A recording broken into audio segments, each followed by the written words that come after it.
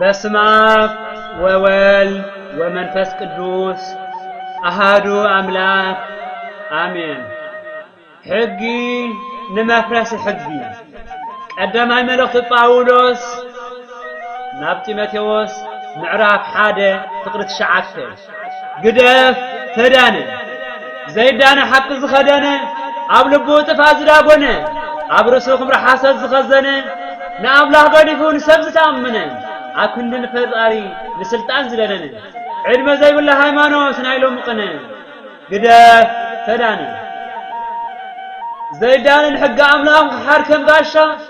ኣብ ወላዲ ዝግልበት ከም ኮረሻ ዘይፍለጥ ዝነበረ ምድሪ ሓበሻ ንፅድቂ ፀራ ንሓትያት ቀሻ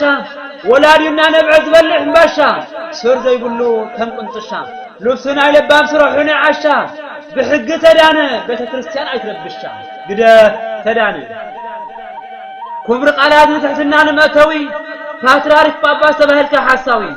ዲያቆን ሰባኺን ተሸምካ ምድራዊ ዘማሪ ዘማሪት ፍጹም ዘይ ክርስቲያናዊ ሰንሰለታዊ ዝበትኽ ነገድ ኣርየሳዊ ጥንታዊ ዘይኮነ ዘመናዊ ንሓቂ መስክር ከይትኸውን ምስላዊ በዓል ስልጣን ተጋጊኻ ኣይፅወትን እዩ ብሓዊ ብስጋ ከይትመውት ብነፍሲ ከይተዊ መማኽርትኻ ሃማን እስራኤላዊ ግደፍ ተዳነ ዘይዳነ ጳጳስ ከሓስብ ናይ ስጋ ብንኡሱን ዓለም ዝሓደጋ ስልጣን መሪፁ ገዲፍዎ ጸጋ ቤተ ክርስቲያን ገዲፉ ካብ ዝባርኽ ድጋ ቅርሲ ወለዱ ኣውሪድዎ ዕዳጋ ምስጢር ተዋህዶ እዚ ዲ ሕጋ ንስሓ እቶ ስማዕ ዘረባ ኤልሻዳይ ክቕበለካዩ ንዓለም ክደጋ ግደፍ ተዳነ ዘይዳነ ዓሻይን ተዋህደ ዝፍትን ክብሪ ሰማያት ኣይብጻሕነ ይግመትን ሲኖዶስ ሐዋርያት ፈጺሞ ኣይሞትን ኣቦኻ ኩሎ ደቕረት ኣይሕተትን ናብ ልብኻ ተመለስ ብውግዘት ኣይፅወትን ደቂ መዛሙርትኻ ጠማማትን ዕውራትን ከይበጽሐካ ሞትን መቕዘብትን ኣንጸላልዮምኻ ጭንቀትን ሞትን ምስ ሰይጣን ዶ ትኸውን ይድንጓትን ቀደም ዝተዘርበ ብኣበውን ነቢያትን ትርፊት ፍጸም ቀትርን ለይትን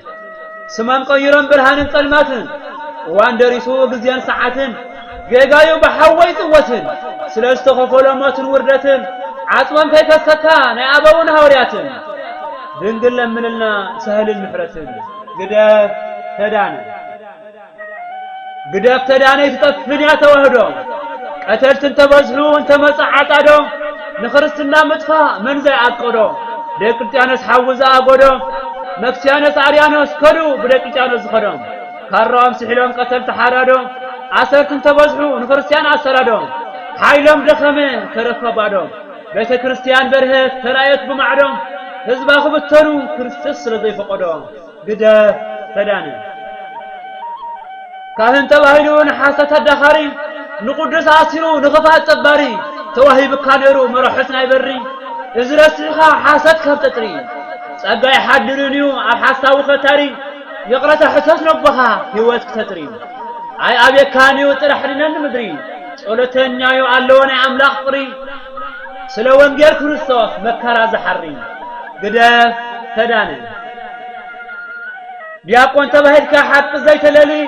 ምስ ጠላም ካብ ትሰማማዕ ካብ ትጽሊ ብመን ትምራሕ ኣለኻ መን ነይሩ ትማሊ ኣቦታት እንዳተኣስሩ ብግፍዒ ብሓይሊ ስቕታኻ ክተኣስሩ ዓቕሊ ስቕታ ሓጢኣት እዩ ንኣምላኽ ዝደሊ ኣፍካ ክፈት ከይትኸውን መመሰሊ ግደፍ ተዳነ ዘማሪ ዘማሪት ግደፉ ስራሕኩም ግበሩ ብጸድፈት ትጥረፉ ሓጢኣት ሓቒፍኩም ጽድቀይ ትጸየፉ ብቅዱሳን ኣበው ካብ ትጻረፉ ጸሎት ሓዲኩም ሒመታት ተሃልፉ ኣብ ክንዲ ቁርባን ሓጢኣት ትቋረፉ መልኣክ ተቆጢዑ ከይመዝል ሰይፉ ከም ዳተኣቢሮም ከይትቁዘፉ ካብ ቤተ ክርስቲያን ምህዋፍ ኣብ ገዛኹም ኣዕርፉ ግደፍ ተዳነ ዘይዳነ ብቕኑዑ ተውፃ ብኣፋፍየት ብወሰን ኣይትኽድ ብደረት ደረት ናብ ገደለይ ትጽገፍ ብፍሑቕ ሸተት መዓልትኻ ከይኣቱ ከይደርስ ዕለት ተጠንቅቐላ ግደፍ ነዛ ክብርቲ ህይወት ግደፍ ተዳነ ዘይዳነ ሓቂ ዝኸደነ ብኣፉ ጥፋት ክሕደት ዝወነነ ምሕረት ዘይተኣመነ ዓሻይ ዘይዳነ ግደፍ ተዳነ ዘይዳነ ዘመናዊ ፖለቲካ ጋይነን ዝመረዞ ኣብ ክንዲ ፈጣሪ ዲያብሎስ ዝሕግዞ ቅዱስ ገዲፉ ምስካድር ዝመሓዞ زي فلتا مقدين تخدق وعزو كيمن قيباو هلغ زحزو مستير توهدا قداف هاي تحزو عم مدر تنسا عب سماي كيتقنزو قداف تداني عبيت بزلومي زي تدانخا حاودي تحاز بيدكا بحر دي قدح بمانكا ستي خادي ودا باقكا حقز رقز قالكا نبسبخا زحدكا سعر توهدو تقلام شمكا كابقون عمنت سلزن بلكا لنسحا قزيهاكا فتارين يمان إبلسكا نخت الداني قزيه فترلكا نقدسان حقي ملكتمني أباي ما نبرهان كاتاريك باباس ناي ببس الناس مو أبان تونس أوش مقرسو ما يتفسس مسرة تصنع ببعراويان زي فرس أسكم أو خمن تلك عرض يملس مريس زو السقوم ناي منكو سنا قميس زيادة تريفاتكم ناي تلكم مركوس وانجل زفتم ودبولو يحديث أبقز يرقانو وانجل زحرس ولا أنت تأثر صدق زفسس نقبار خوفو نترفخ مرق فالسيما زي كسس سلة المتمنتو عاو شخص دكس تمثالي بيتر تبطعم يسمات بدك قوز خصص شقر الناس أقبه معاز زحبس داق ما ينطنوس سمو زي برس تبعات زرقا قلت كمن نجورقس بسقاق دكم نطلز قسكس تمثالي وهانس ودخا أبا مكارس عبد يتلمت كان بسكل زيرقس نزبقيو نبعاتهم زحسس لا منكس الناس مو أبا بيتروس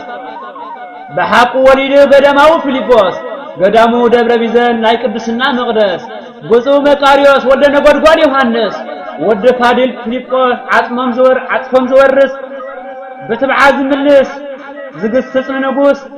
سوايو زعصو اغرما اسكتيس بمعات هاغرو ابغباي زلكس ወንጌል ዝጦሚው አድሪሩ ዘቁርስ ኣብ ግብጽ መንበረ ማርቆስ አባሲኖዶስ ጸሎት ክሚርዳና ብስጋ ብነፍስ ስብሐት ለእግዚአብሔር ወላዲቱ ድንግል መስቀሉ ክቡር ዲያቆን በረኸት ኣብ ሰሜን አሜሪካ